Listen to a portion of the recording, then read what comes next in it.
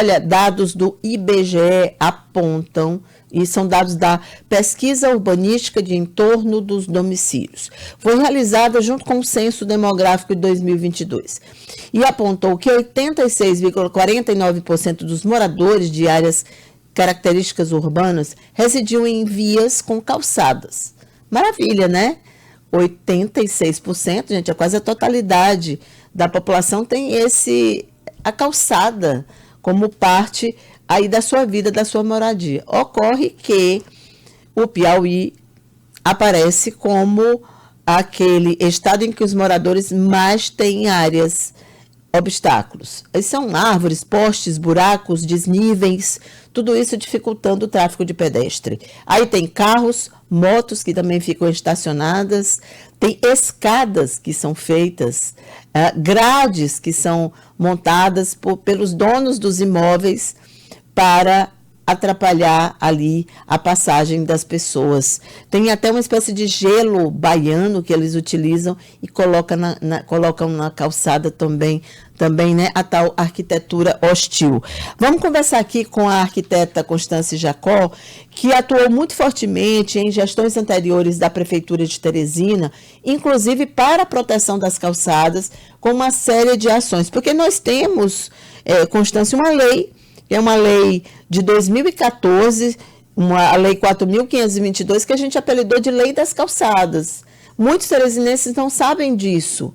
E é por isso que a gente convidou você, porque exatamente, eu lembro que nas duas últimas gestões do prefeito Firmino Filho, nós tínhamos muitas ações de proteção das calçadas e de difusão desta lei, o que eu considero extremamente relevante, porque afinal de contas, se quase 9 entre 10 piauienses têm uma calçada, a gente precisa saber quais são os nossos direitos, quais são os limites de uso destas calçadas, né? Bom dia. Bom dia. Primeiro eu queria saber como você recebeu esses dados do IBGE e se você se surpreende com eles. Olha, eu tive contato com essa informação antes da Páscoa, né? E fiquei surpresa, porque isso significa que quase 90% tem algum tipo de beneficiamento do sistema viário. Sim. Né? A calçada, ela, embora seja uma responsabilidade do proprietário do lote, ela faz parte do sistema viário. Então tem sempre essa briga. Quem é responsável se uma pessoa cair na porta da sua casa e por conta de uma calçada mal conservada? É do dono da casa, é do sistema viário e, portanto, do poder público, né? Mas aí essa informação me trouxe que, por mais que se façam campanhas educativas, as pessoas não sabem que na porta da sua casa, aquela calçada, ela tem que ter o mesmo cuidado que ela tem dentro da casa dela. Uhum, né? Então, assim, como a calçada é uma obrigação de manutenção do proprietário do lote, portanto, do proprietário da casa ou do condomínio, ela não pode ser feita com resto de material de construção.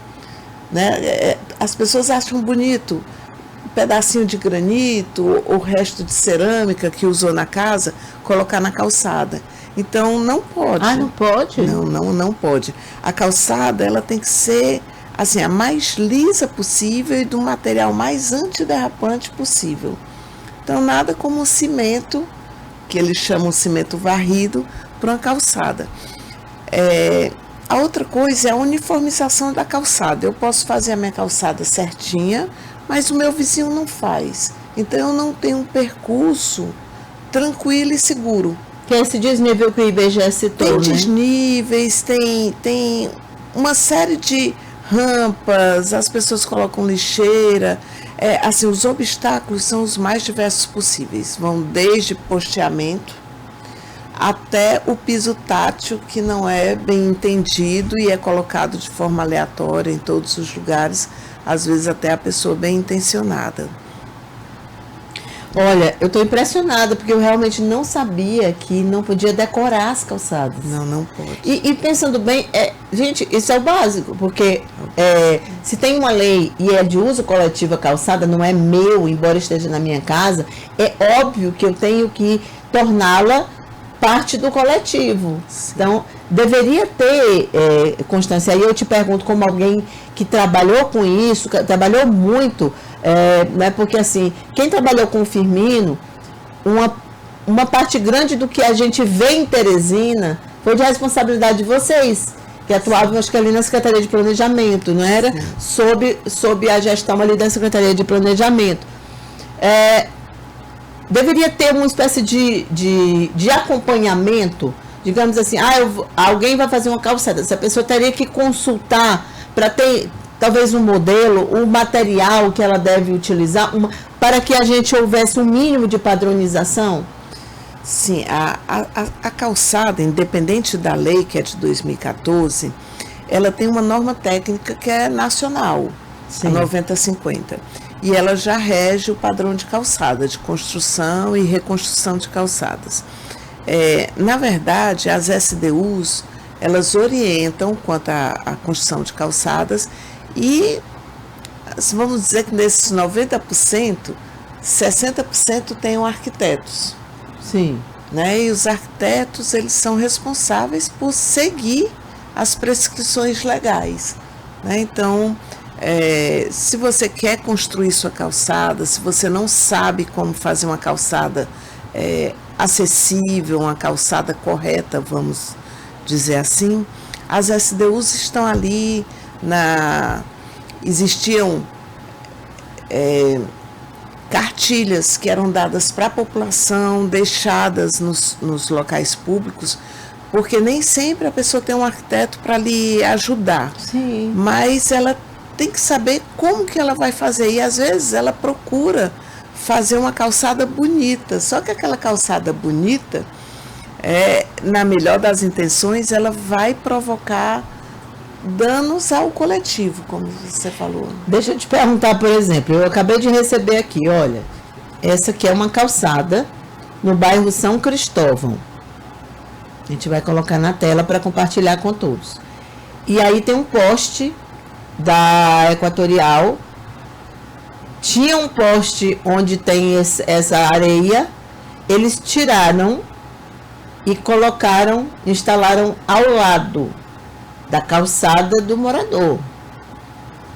Inclusive essa tá até errada, né? Porque foi feita com uma pedrinha do lado. Essa tá errada. Essa tá errada. A pedrinha é outra coisa. Você tenta fazer bonitinho, né? Você tem a boa intenção, mas essa pedrinha solta, essa pedrinha confunde. Uma calçada dessa, ela é estreita. Não deve ter aí 2 metros. Então, você tem que ter numa calçada uma faixa livre para o cego, para o cadeirante, para pessoas com necessidades especiais andar com segurança. Essa calçada aí você vê que ela buscou até deixar a faixa livre. Só que uma cadeira de rodas é muito difícil passar naquelas pedrinhas. E o cego também, ele se confunde com a bengala, que ela tem um sensor na ponta, ele se confunde com esse monte de informações dessas pedrinhas. Esse né? poste poderia estar aí? O poste está correto? O poste é porque assim, a calçada, aqui em Teresina, a menor calçada deveria ser por lei de 2,5 metros. No entanto, nem todo lugar dá para ter essa largura de calçada. Então, você tem que garantir pelo menos 1,20 m livre. E esse posteamento, lixeiras, bancos, ficam na faixa que sobra, no que sobra de 1,20 m. Então, se ela tem 1,50 m, vai ficar nesses 30 centímetros. Esse poste foi deslocado, talvez, para assegurar a faixa livre.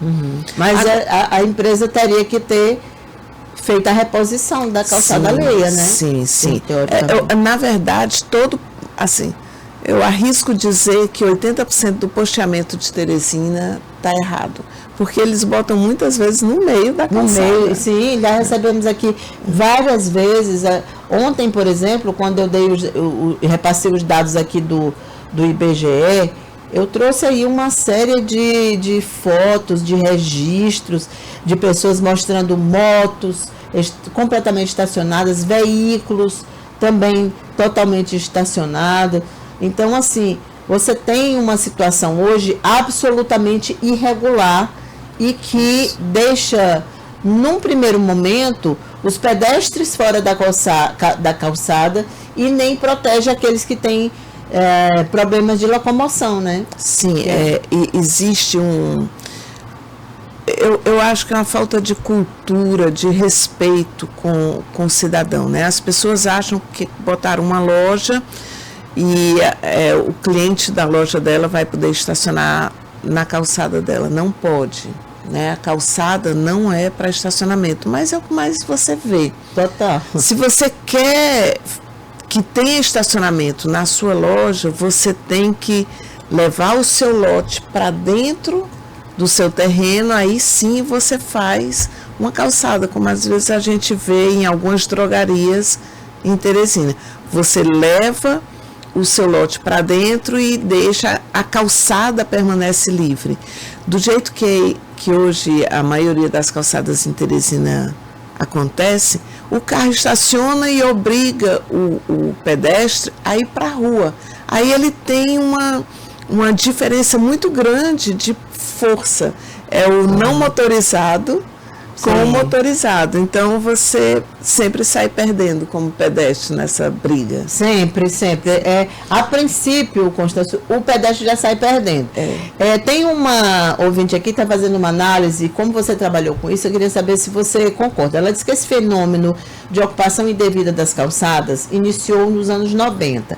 Ela diz que lembra que no final dos anos 70 e nos 80, as calçadas eram usadas principalmente para os moradores sentarem no final da tarde com os vizinhos. Ela diz que viveu isso.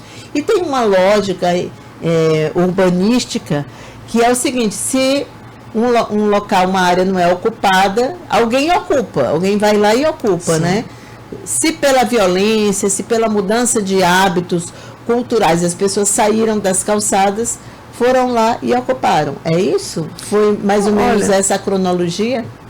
Eu acho que isso também contribui. O crescimento da cidade, né? Mas eu acho, assim, eu arrisco dizer que a legislação levou a isso.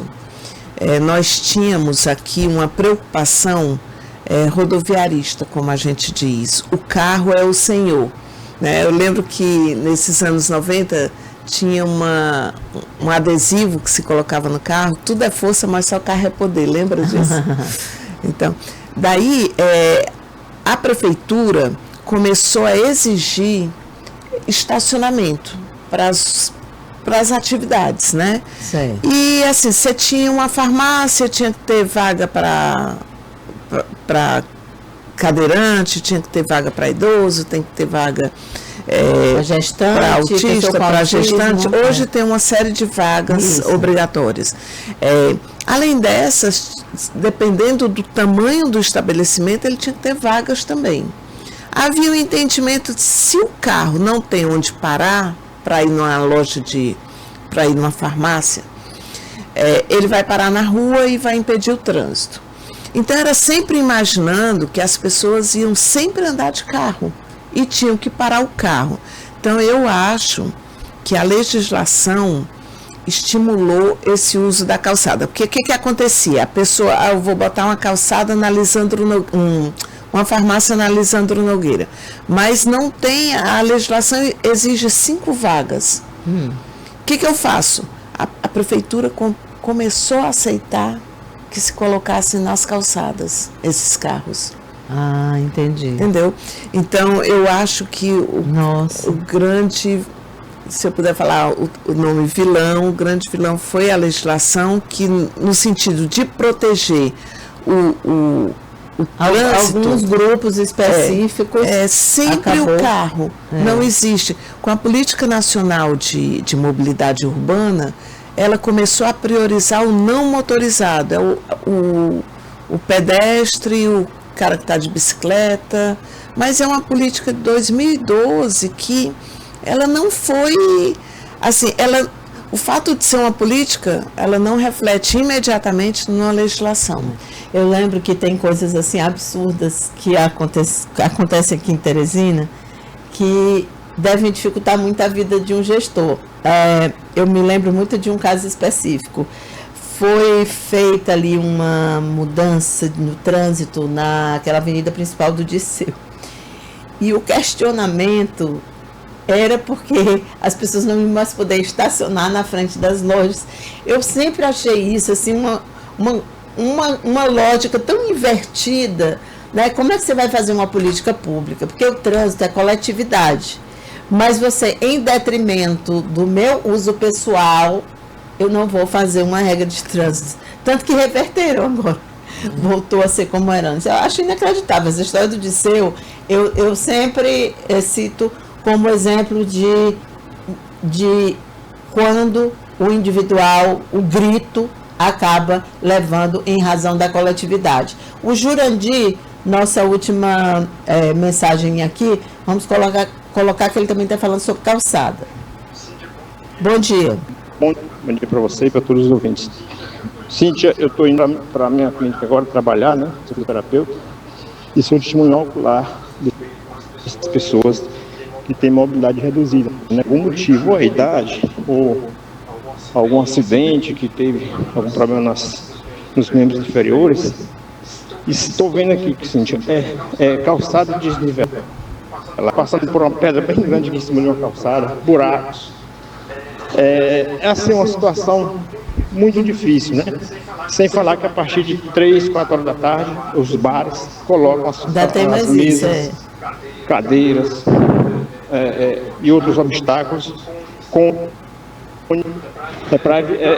na calçada. Tem alguns bares botam na primeira faixa da via de rolamento. E o que eu acho mais interessante é que as pessoas têm coragem de sentar ali para tomar a sua cerveja literalmente no meio da rua. Não é só na calçada.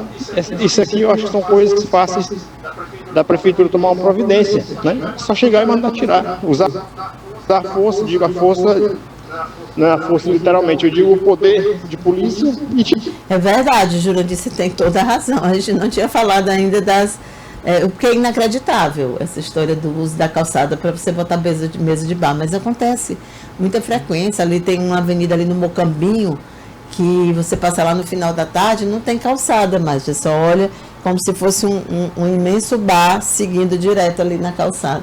Essa é uma das cenas que eu até prefiro ver. Eu, por mim, você vê em São Paulo aqueles parklets, né, que ocupam uma parte da via. É porque a gente tem que reverter a lógica do carro como prioridade. Desculpa. Então, assim, quando você pensa sempre no carro, no conforto de quem está no carro, eu já penso em reverter essa lógica. Por exemplo, na questão da legislação urbana, quando revisamos o Código de Obras, a gente tirou a obrigatoriedade de estacionamento. Se o comerciante ele acha que é importante ele ter vaga de garagem, ele vai dar uma forma de dar dentro do seu negócio, né? Da mesma forma, eu acho que bares e restaurantes, quando eles ocupam a calçada, lógico que você tem que conseguir liberar, ter essa faixa livre. Eu sempre coloco, é muito gostoso você estar num bar e você não ser obrigado a sentar lá dentro, com barulho de música, com, às vezes, o ar-condicionado muito frio. Eu gosto de ficar... E quem tem pet também tem que ficar do lado de fora. Mas, lógico que com segurança. Como eu disse, você não pode ficar disputando com o carro. No caso de um restaurante que já atrai um público grande, se eu fosse gestora, eu já colocava uma barreira para permitir que ele bote as mesas dele e que passasse dentro da calçada. Ele ia colocar as cadeiras dele na rua, com segurança, tipo um parklet. Sim. Tipo um parklet. Verdade. O parklet é uma lei específica. Mas para preservando construção, a calçada. preserva a calçada. Você chega em São Paulo, onde eu vejo que tem mais parklets, você passa na calçada e depois da calçada tem um ambiente que a gente chama uma salinha, uma pracinha ou uma continuidade do restaurante. Claro, eu acho cultural na cidade é interessante, realmente uma ótima Agora sugestão. você tem que, assim, é inegociável a faixa livre, 1,20 m. Entendi. Constance, muito obrigada, a gente entendeu melhor agora sobre as calçadas. Eu queria muito terminar a entrevista dizendo para vocês, olha, vocês podem reclamar em lugar X, mas eu não sei onde você faz essa reclamação. Eu acredito que deveria ter. Eu espero que a prefeitura retome essa atenção e esse cuidado. Eu estou recebendo mais um exemplo aqui que eu acho muito importante, que é a entrada do HGV, que tem tanta moto na calçada que às vezes mal dá para passar. A gente está falando da entrada do Hospital Público de Teresina, do Piauí. E se for alguém com dificuldade de locomoção, ali é que é difícil. Já na Nossa Senhora de Fátima, no meu dentista, sempre tinha vaga para todos. Aí a prefeitura colocou uma vaga para grávida, para autista, idoso, cadeirante e uma vaga com poste na frente. Lembrando que são exigências do Ministério Público, essas vagas que são prioritárias, né? Ou seja, vagas especiais vazias, sem ninguém, e a vaga com poste. Não pode ser esse absurdo, diz aqui o André, mas foi importante, André, ler sua mensagem, porque você fez esse relato sobre o Hospital Getúlio Vargas e deveria a direção do hospital proibir o uso das suas calçadas para a colocação de transportes. Constance, obrigada, querida. Um bom dia para você. Eu agradeço a oportunidade. Muito